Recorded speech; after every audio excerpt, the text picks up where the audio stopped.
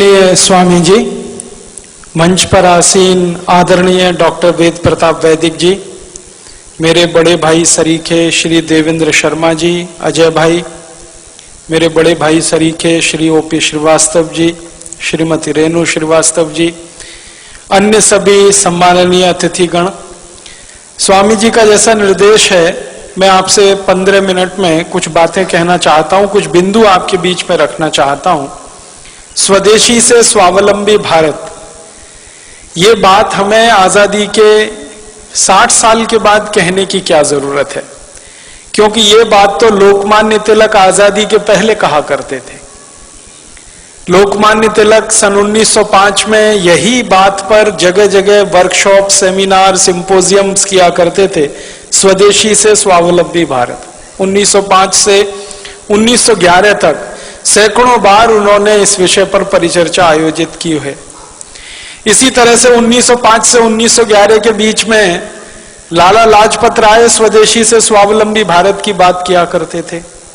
इसी तरह से कलकत्ता के और पूरे बंगाल और भारत के बहुत बड़े क्रांतिवीर अरविंदो घोष स्वदेशी से स्वावलंबी भारत की बात किया करते थे।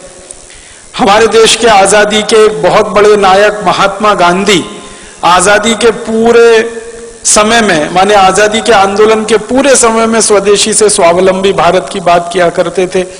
तो स्वदेशी से स्वावलंबी भारत की बात करने वाले आजादी के पहले के नेता थे। अब आजादी के 60 साल के बाद हमको स्वदेशी से स्वावलंबी भारत की बात क्यों करनी पड़ रही है? क्या हमारी मजबूरी है? क्या हमारी तकलीफ है? हमारा दुख क्या है? हमारा दर्द क्या है? हमारी पीड़ा क्या है? क्यों हमें यही बात कहनी पड़ रही है जो कभी गांधी जी को कहनी पड़ी, लाला लाजपत राय को कहनी पड़ी, विपिन चंद्र पाल को कहनी पड़ी, लोकमान्य तिलक को कहनी पड़ी, वही बात आज क्यों कहनी पड़ रही है? अब तो आजादी आ गई है, अब तो अंग्रेज चले गए हैं, अब तो ईस्ट इंडिया कंपनी भी नहीं है इस देश में, तब तो हम अंग्रेजों के गुलाम थे, ईस्ट इंडिया कंपनी के गुलाम थे, इसलिए हम स्वदेशी की बात करते थे। अब आजादी के 60 साल के बाद फिर स्वदेशी की बात क्यों करनी पड़ रही है? ये गंभीर प्रश्न है और वो प्रश्न मैं आपके सामने खोलना चाहता हूं। बात ऐसी है कि हमारे देश में 15 अगस्त 1947 को सत्ता हस्तांतरित तो हो गई, आजादी नहीं आई, स्वतंत्रता नहीं आई इस देश में। 15 अगस्त 1947 को गोरे अंग्रेजों से काले अंग्रेजों को सत्ता का हस्तांतरण हो गया। स्वतंत्रता नहीं आई, आजादी नहीं आई, क्योंकि स्वतंत्रता का मतलब है अपने तंत्र में जीना, आजादी का मतलब है अपनी व्यवस्थाओं में जीना। स्वदेश माने अपने देश की व्यवस्थाओं में जीना, अपने तंत्र की व्यवस्थाओं में जीना, तब हम स्वतंत्रता की बात कर सकते हैं। लेकिन आजादी के 60 साल के बाद तो एक भी तंत्र ऐसा बना नहीं इस देश में जो अपना हो। जिस संसद से कानून पारित होते हैं वो संसद अंग्रेजों की बनाई हुई है, वो अपनी कहां है? ये गोल गुंबद जो शून्य जैसा है, ये तो अंग्रेजों का बनाया हुआ ढांचा है 1927 में, जिसको महात्मा गांधी ने बहुत कड़े शब्दों में कहा था कि बम लगा के उड़ा दो इसको। गांधी जी के शब्द हैं ये। संसद को उड़ा दो, राष्ट्रपति भवन को उड़ा दो, क्योंकि वो वॉयसराय का घर हुआ करता था, गुलामी का प्रतीक है। तो गांधी जी से किसी ने कहा कि बापू आप तो अहिंसा वाले आदमी हैं और आप कह रहे हैं इसको उड़ा दो, तो उन्होंने कहा गुलामी के प्रतीकों को संभाल कर नहीं रखा जाता। कोई देश दुनिया में ऐसा नहीं है जो अपनी गुलामी के दौर के प्रतीकों को साज कर, संवार कर, धोकर और पोंछ कर रखता। हमने रखा हुआ है। हमारा तंत्र जो संसद हमने बनाई है, दुर्भाग्य से जिसको हम संसदीय लोकतंत्र कहते हैं, ये तो अंग्रेजों का सिस्टम है पूरा का पूरा, जिसको इंग्लैंड में वेस्टमिनिस्टर सिस्टम कहा जाता है, उसको हमने दुर्भाग्य से पार्लियामेंट्री डेमोक्रेटिक सिस्टम कहना शुरू कर दिया, जो कहीं से भी पार्लियामेंट्री नहीं है और कहीं भी डेमोक्रेटिक नहीं।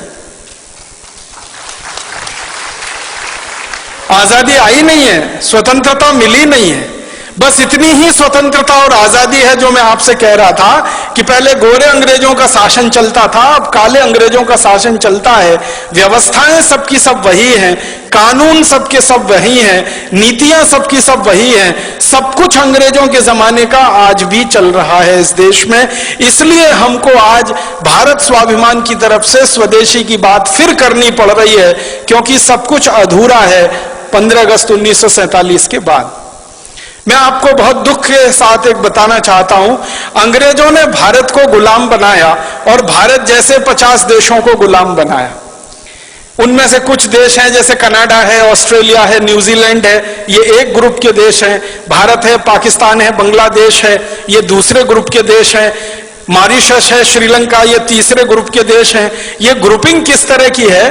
अंग्रेजों ने 3 तरह के देश गुलाम बना के रखे थे।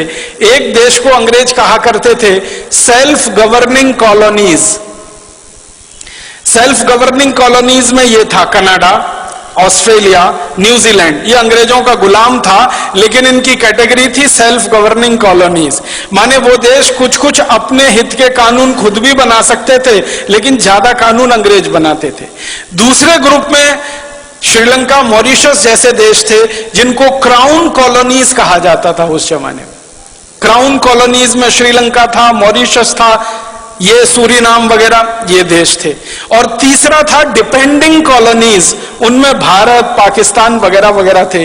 डिपेंडिंग कॉलोनीज सबसे खराब गुलामी का ढांचा था, सबसे खराब गुलामी का।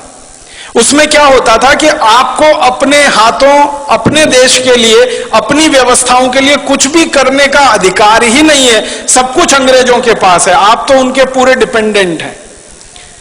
तो वो हम डिपेंडेंट अंग्रेजों के हो गए क्योंकि हमारे यहां गुलामी आ गई और वो हमारी कुछ छोटी मोटी गलतियों से आ गई।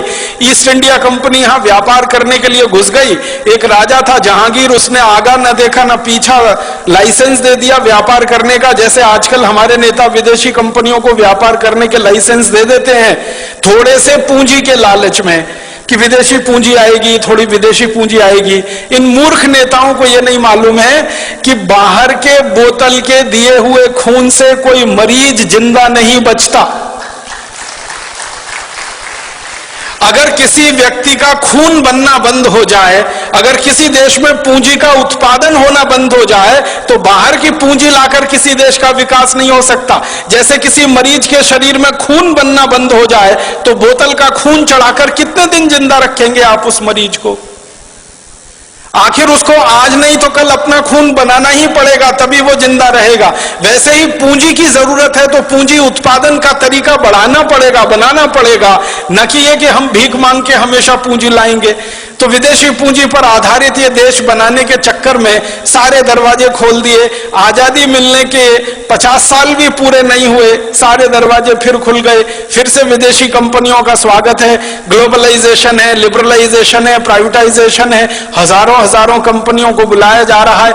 हर एक क्षेत्र में उनको व्यापार करने का लाइसेंस दिया जा रहा है। जिन जिन क्षेत्रों में हम व्यापार करते थे अच्छा, वहां भी उनको बुलाया जा रहा है। पानी बेचने के लिए विदेशी कंपनियां आ गई, आलू का चिप्स बेचने के लिए आ गई, टमाटर की चटनी बेचने के लिए आ गई, आम का अचार बेचने के लिए विदेशी कंपनियां आ गई, डबल रोटी, पाव रोटी बेचने के लिए, अंडरवियर, बनियान बेचने के लिए विदेशी कंपनियां, क्रीम पाउडर, लिपस्टिक बेचने के लिए विदेशी कंपनियां। साधारण सी छोटी छोटी चीजों से लेकर हर बड़ी चीज तक सब कुछ विदेशी बेचेंगे इस देश में, ऐसा माहौल बनाया जा रहा है। और उसी में जीएम फूड वाली विदेशी कंपनियों के लिए भी लाइसेंस दिए जा रहे हैं और उनको भी यहां बुलाया जा रहा है। जिनको बुलाने को दुनिया का कोई देश तैयार नहीं है, उनको भारत सरकारें दरवाजा खोल के बुला रही हैं, आइए हमारे यहां, जो करना है करिए, बस थोड़ा सा हमको पूंजी निवेश की जो जरूरत है उसमें पूर्ति होती रहे, थोड़ा टैक्स मिलता रहे और नेताओं को वाइंडिंग अप चार्जेस मिलते रहे, रिश्वत मिलती रहे, घूस मिलती रहे। हर विदेशी कंपनी के लिए दरवाजा खुला है।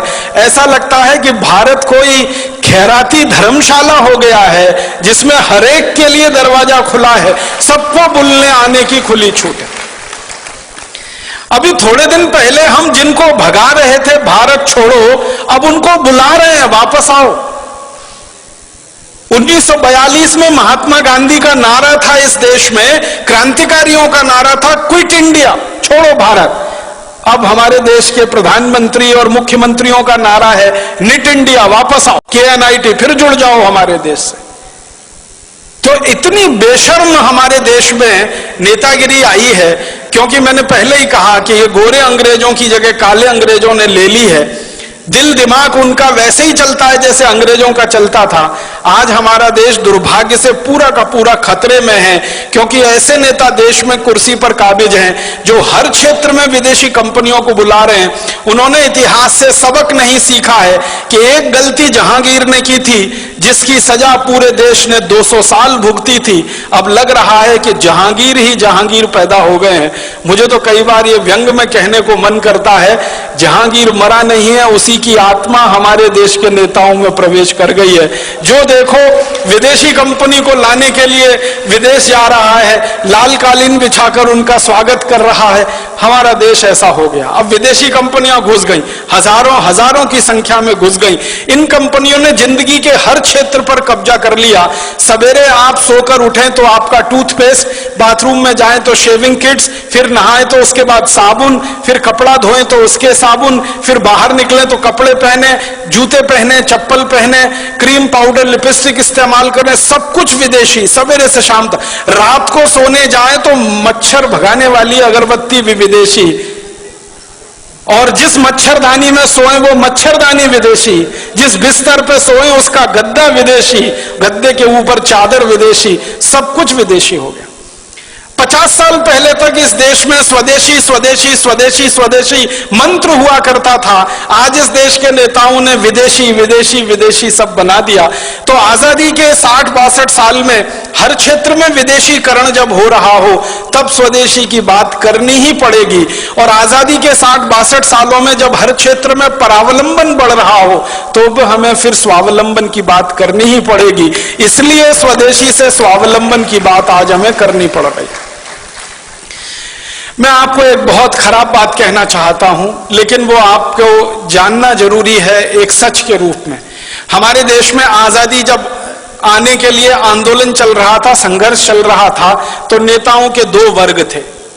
एक वर्ग था नेताओं का जो ये कहता था संपूर्ण आजादी चाहिए और अपनी शर्तों पर चाहिए, क्योंकि कोई भी देश दूसरे देश को गुलाम बनाए ये उसके संवैधानिक अधिकार का हनन है। किसी भी देश को गुलाम बनाना किसी भी सभ्यता में, किसी भी संस्कृति में, किसी भी समय में परमिसिबल नहीं है, उसकी अनुमति नहीं है। तो एक वर्ग था देश में नेताओं का, जिनमें लाला लाजपत राय, विपिन चंद्र पाल, लोकमान्य बाल गंगाधर तिलक, अरविंदो घोष, भगत सिंह, ऊधम सिंह, चंद्रशेखर आजाद, सुभाष चंद्र बोस, अशफाक उल्लाह, राम प्रसाद बिस्मिल, ये सब क्रांतिकारियों की एक लंबी सूची है जो ये मानते थे कि आजादी चाहिए, स्वतंत्रता चाहिए और हमारी शर्तों पर चाहिए, अंग्रेजों की शर्तों पर नहीं। लेकिन इसी देश में एक दूसरा वर्ग था नेताओं का जो ये कहता था कि ना आजादी चाहिए ना स्वतंत्रता चाहिए, हमको तो अंग्रेजों की साठगांठ करके सरकार चाहिए। ना आजादी चाहिए ना स्वतंत्रता चाहिए, अंग्रेजों के साथ कुछ दोस्ती हो जाए, एक खराब शब्द है कोलिशन बन जाए अंग्रेजों के साथ, गवर्नमेंट हो जाए हमारी। एक नेताओं का वर्ग ऐसा भी था जिसके नेता थे पंडित मोतीलाल नेहरू, जिसके नेता थे फिरोज शाह मेहता, जिसके नेता थे सुरेंद्र नाथ बनर्जी, जिसके नेता थे सुरेंद्र नाथ सेन। ये नेताओं का एक वर्ग था जो ये कहता था अंग्रेजों से गठजोड़ करके किसी तरह भारत में एक ऐसी सरकार बने जिसमें पंडित मोतीलाल नेहरू और उनके सहयोगी मंत्री हो जाएं और अंग्रेजों का प्रधानमंत्री रहे, ये उसके नीचे मंत्री रहे, बस देश में चलता रहे। आजादी की क्या मतलब, स्वतंत्रता का क्या मतलब। तो एक वर्ग था ऐसे नेताओं का जो अंग्रेजों से गठजोड़ करके सरकार बनाना चाहता था, और एक वर्ग था ऐसे नेताओं का जो संपूर्ण आजादी और स्वतंत्रता लाना चाहता था। दुर्भाग्य क्या हुआ, जब यह देश आजाद हुआ तो जिस नेता के हाथ में यह कमान गई या जिन नेताओं के समूहों के हाथ में देश की आजादी की कमान गई, वो वही थे जो अंग्रेजों के साथ मिलकर किसी तरह देश में सत्ता और गठजोड़ करना चाहते थे। तो मानसिकता अंग्रेजियत वाली थी। तो आजादी मिलते ही उन्होंने देश में वो कुछ भी नहीं किया जो होना चाहिए था आजादी के तुरंत बाद। हमारी भाषा विदेशी हो गई क्योंकि हम गुलाम थे। आजादी आई तो भाषा स्वदेशी होनी चाहिए, वो नहीं हो पाई। हमारी भूषा विदेशी हो गई थी, जो आजादी के पहले थी। हमारी भूषा स्वदेशी होनी चाहिए थी, वो नहीं हो पाई। हमारा भोजन विदेशी हो गया था अंग्रेजों के समय में। अंग्रेजों के बाद हमारा भोजन स्वदेशी होना चाहिए था, वो नहीं हो पाया। हमारा भजन विदेशी हो गया था अंग्रेजों के जमाने में, वो भजन स्वदेशी होना चाहिए था, वो भी नहीं हो पाया। ना भाषा बदली, ना भूषा बदली, ना भोजन बदला, ना भजन बदला। और तो और भेषज हमारी औषधि जो पूरी स्वदेशी होनी चाहिए थी आयुर्वेद आधारित, वो पूरी की पूरी अंग्रेजियत आधारित एलोपैथी में चला गया। माने आजादी के बाद बदला कुछ नहीं, ना भाषा, ना भोजन, ना भूषा, ना भेषज, ना भजन, कुछ नहीं बदला। बदला क्या? एक ही चीज बदली, माउंटबेटन की जगह पंडित जवाहरलाल नेहरू, माउंटबेटन की जगह उनके मंत्रिमंडल के XYZ, और कुछ नहीं बदला इस देश में। सबका सब वैसे का वैसा ही रहा। हमारे देश में संविधान सभा बनाई गई, संविधान सभा में बार बार बहस हुई भाषा के सवाल पर, लेकिन उस मामले को पीछे लटकाया गया। बार बार बहस हुई कि अंग्रेजों का कोई प्रतीक हमें नहीं रखना है इस देश में, उसको ऐसे ही लटका के छोड़ दिया गया। सारी की सारी संविधान सभा की बहस बेकार हो गई जब 1935 के गवर्नमेंट ऑफ इंडिया एक्ट को भारत का संविधान बना दिया हमारे देश के लोगों ने। बहुत दुख और अफसोस होता है, गवर्नमेंट ऑफ इंडिया एक्ट अंग्रेजों ने बनाया था भारत को 1000 साल गुलाम बनाकर भारत पर शासन करने के लिए, वो हमारे देश का संविधान बन गया। गवर्नमेंट ऑफ इंडिया एक्ट का कॉमा फुल स्टॉप और भारत के संविधान का कॉमा फुल स्टॉप आप मिला लीजिए, कोई अंतर नहीं है उसमें। और जब ये बात उठी तो ये कहा गया भाई जल्दी है, जल्दी है, जल्दी है, इतनी जल्दी में भारत का नया संविधान नहीं बन सकता, तो थोड़ा गवर्नमेंट ऑफ इंडिया एक्ट ले लिया, फिर अमेरिका के संविधान से, कनाडा के संविधान से, ब्रिटेन के संविधान से, यहां से वहां से, वो कटिंग पेस्टिंग होती है ना, जैसे PhDs किए जाते हैं ना हमारे देश में। 10 किताबें इकट्ठी कर ली, फिर उसमें से 11 छप गई, वैसे ही दुनिया भर की 10 किताबें इकट्ठी हो गई, 11 हमारी बन गई। भारत का संविधान, जिसका सबसे बड़ा झूठ है वो वाक्य जिसमें कहा गया है हम भारत के लोग इस संविधान को आत्मार्पित करते। कब किया था? कोई बता दे मुझे, भारत के लोगों ने उसको आत्मार्पित? संविधान सभा के कुछ नेताओं ने उसको आत्मार्पित कर लिया, तो वो भारत के लोगों ने आत्मार्पित कर लिया, ये कैसे कह सकते हैं? कभी रेफरेंडम करा के देख ले इस देश में, कब किया था हमने आत्मार्पित उस संविधान? कानून अंग्रेजों ने बनाए 34,735 हिंदुस्तान को गुलाम बनाने के लिए, सारे के सारे कानून बिना कॉमा फुल स्टॉप के आज भी चल रहे हैं। इंडियन पुलिस एक्ट अंग्रेजों का बनाया हुआ, इंडियन सिविल सर्विसेज एक्ट अंग्रेजों का बनाया हुआ, इंडियन पीनल कोड अंग्रेजों का बनाया हुआ, क्रिमिनल प्रोसीजर कोड अंग्रेजों का बनाया हुआ, सिविल प्रोसीजर कोड अंग्रेजों का बनाया हुआ, और तो और इंडियन एविडेंस एक्ट अंग्रेजों का बनाया हुआ, इंडियन सिटीजनशिप एक्ट। हम भारत के नागरिक हैं नहीं है, ये भी अंग्रेज तय करके गए हैं। उस कानून के आधार पर हम भारत की नागरिकता पाते हैं या नागरिक हो पाते हैं।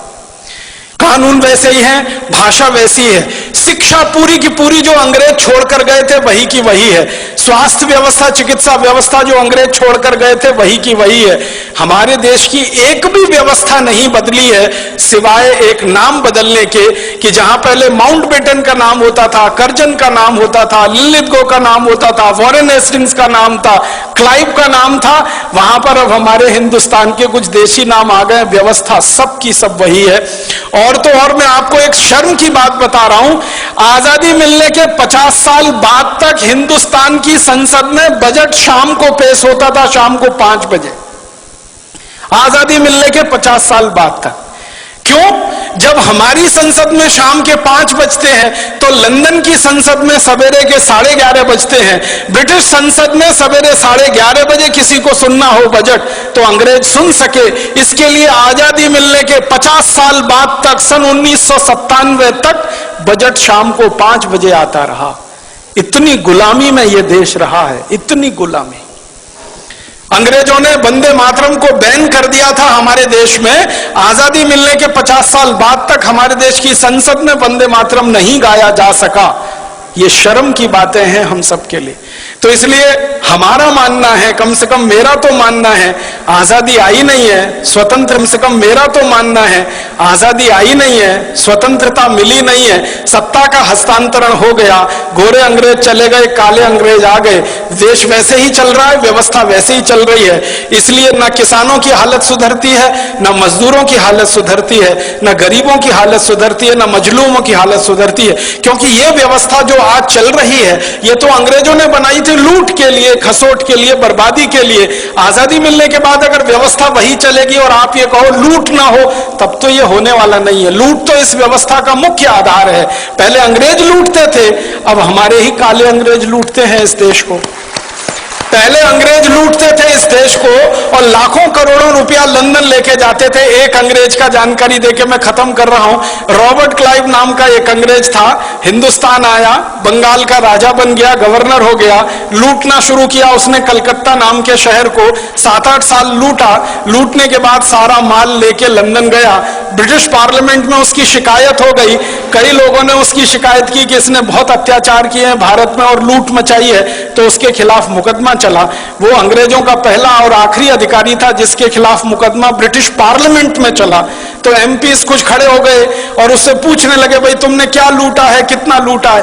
तो कहता है कि मैंने जितना भी लूटा है उसका आकलन तो नहीं किया है, लेकिन भारत से लाने के लिए पानी के मुझे 900 जहाज लगे, 900 शिप्स भर के मैं सोना चांदी हीरा जवाहरात कलकत्ता से लूट कर लाया। तो फिर एक अंग्रेज पूछता इसका वैल्यू बताओ, तो कहता है रफली 1000 मिलियन स्टर्लिंग पाउंड्स। एक अंग्रेज इतना लूट के ले गया, लंदन में उसने जमा कर लिया। तो ये तो अंग्रेज था जो विदेश से आया और हिंदुस्तान को लूट कर ले गया। अब काले अंग्रेजों ने इस देश का 72,80,000 करोड़ रुपए पिछले 60 साल में लूटा है और स्विट्जरलैंड की बैंकों में जमा कर रखा है। आप बताइए इनमें और अंग्रेजों में क्या फर्क है? तो इसलिए इन काले अंग्रेजों के खिलाफ ऐसी ही लड़ाई लड़नी पड़ेगी जो गोरे अंग्रेजों के खिलाफ लड़नी पड़ी थी। इन काले अंग्रेजों को हिंदुस्तान से ऐसे ही भगाना पड़ेगा जैसे कभी अंग्रेजों को भगाना पड़ा था, और इस व्यवस्थाओं को खत्म कर देना पड़ेगा जो अंग्रेज हमारे यहां छोड़कर चले गए हैं। हमारी पूरी की पूरी कृषि व्यवस्था और कृषि नीति अंग्रेजों की है, वाणिज्य व्यवस्था वाणिज्य नीति अंग्रेजों की है, टैक्सेशन का सारा सिस्टम अंग्रेजों का है, एजुकेशन पूरा अंग्रेजों का है, सिलेबस पूरा अंग्रेजों का है। और तो और सब्जेक्ट नहीं बदल पाए हम आजादी के 60 साल में। एंथ्रोपोलॉजी अंग्रेज पढ़ाया करते थे गुलाम लोगों के अध्ययन के लिए, वो आज भी पढ़ाया जा रहा है इस देश में। तो बहुत शर्म है हम सबको अपने आप पर और अफसोस है।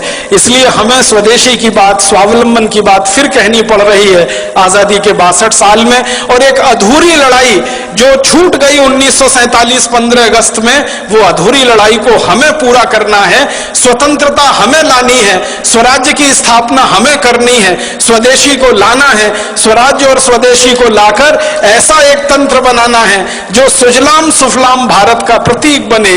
ये बोलकर आप सभी का आभार, बहुत धन्यवाद।